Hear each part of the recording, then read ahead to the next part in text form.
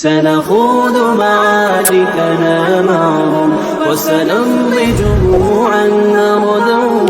ونعيد الحق المغتصب.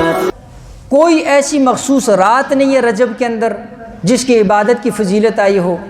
کوئی ایسا مخصوص دن نہیں ہے جس کی عبادت کی فضیلت آئی ہو، کوئی ایسا مخصوص روزہ نہیں ہے جس کی فضیلت کی کوئی احادیث آئی ہو، کوئی ایسی مخصوص نماز نہیں ہے رجب کے اندر جس کے حوالے سے کوئی فضیلت آئی ہو۔ ہاں، حرمت والا مہینہ ہے، 4 مہینے اللہ کے ہاں حرمت والے، اور یہ شروع سے ہی حرمت والے ہیں۔ ان 4 مہینوں کے اندر اللہ کے نبی علیہ الصلوۃ والسلام اور زمانہ جاہلیت کے اندر جو کفار اور مشرکین وہ بھی ان کا عزت و احترام کرتے تھے، اس لیے علماء نے یہ بات لکھی ہے کہ یہ جو 4 مہینے حرمت والے ہیں اور ان میں یہ رجب کا بھی مہینہ ہے، اس کے اندر مفتی شفیع صاحب رحمہ اللہ اپنی تفسیر کے اندر آیت کی تشریح کے اندر یہ بات لکھتے ہیں کہ علماء نے اس بات کے اوپر اتفاق کیا ہے کہ جو اس حرمت والا جو رجب چل رہا ہے، اس مہینے کے اندر عبادت کی نیت سے عبادت شروع کرے گا کہ یہ مہینہ حرمت والا ہے اور گناہوں سے اپنے آپ کو بچانے کی کوشش کرے گا، اللہ اس کو پورا سال عبادت کی توفیق دیں گے اور اللہ اس کو پورا سال گناہوں سے بچنے کی توفیق دیں گے۔ اور انہوں نے لکھا یہ 4 مہینے جو عظمت والے ہیں ان میں رجب بھی ہے، لہٰذا اس رجب کے اندر جو بندہ بھی جس طرح عبادت کا ثواب زیادہ ہے، اس لیے ذہن کے رکھ لو کہ اس مہینے کے اندر گناہ کا وبال بھی زیادہ ہے، اس لیے عبادت تو کرنی ہے لیکن گناہوں سے اپنے آپ کو وہ بچانا ہے۔ اچھا، ایک اور مسئلہ اکثر ساتھی پوچھتے رہتے ہیں، کئی گھروں کے اندر 22 رجب کو گھروں کے اندر کوئی چیزیں پکا کر تقسیم کی جاتی ہیں، کونڈو کی رسم ان کو کہا جاتا ہے، اور کہتے جی امام جعفر صادق رحمہ اللہ اس دن پیدا ہوئے تو ان کی خوشی کے اندر ہے۔ بات ذہن کے رکھ لو، امام جعفر صادق رحمہ اللہ کی پیدائش علماء نے لکھا رمضان کے اندر تھی اور ان کا رجب سے کوئی تعلق ہی نہیں ہے۔ اور ایک بات تاریخ کے اندر ملتی ہے کہ 22 رجب کاتب رسول اور کاتب وحی اور حضور صلی اللہ علیہ وآلہ وسلم کے وحی کے جو کاتب حضرت امیر معاویہ رضی اللہ تعالی عنہ، ان کی وفات تاریخی حوالوں سے ملتا ہے کہ وہ 22 رجب کو ہوئی تھی۔ اس لیے کچھ بندے اپنا بغض نکالنے کے لیے اور حضرت امیر معاویہ رضی اللہ تعالیٰ عنہ کی وفات پر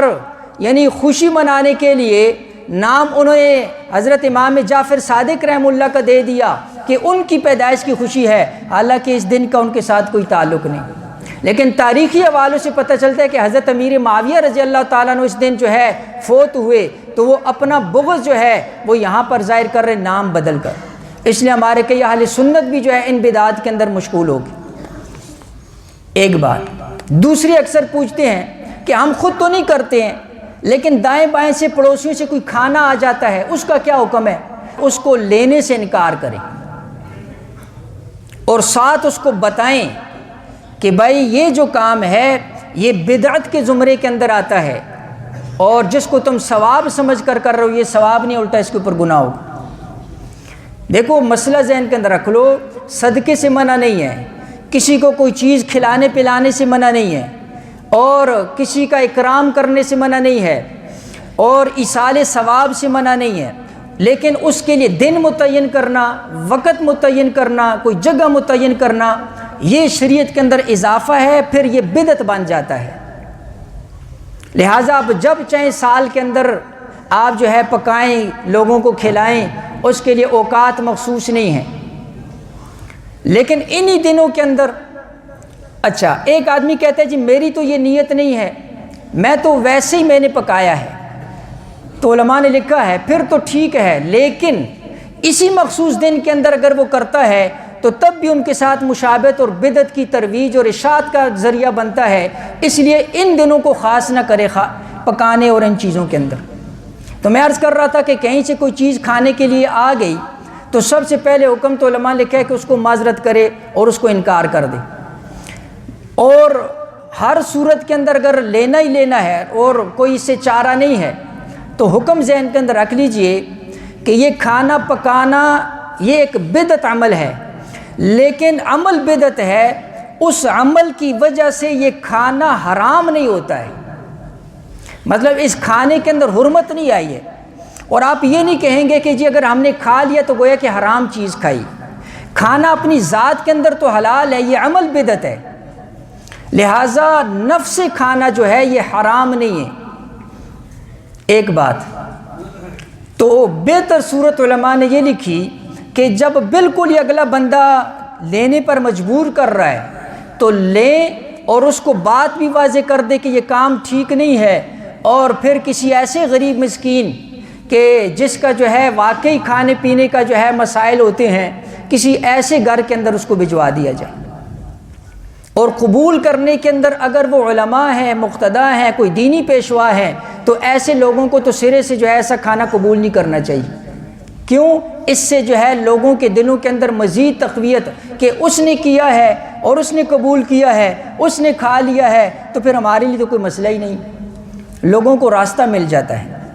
اس لیے ان چیزوں سے جو ہے خاص کر دیندار اور جو دینی جو ہے عقیدے اور طبقے، ان کو جو ہے تو خاص کر پرہیز کرنا چاہیے تاکہ بدعات کی حوصلہ شکنی ہو۔ دیکھو جب لینے والے نہیں رہیں گے تو بنانے والے، دینے والے خود بخود ختم ہو جائیں گے۔ سنخوض معاركنا معهم وسنمضي جموعا نغدو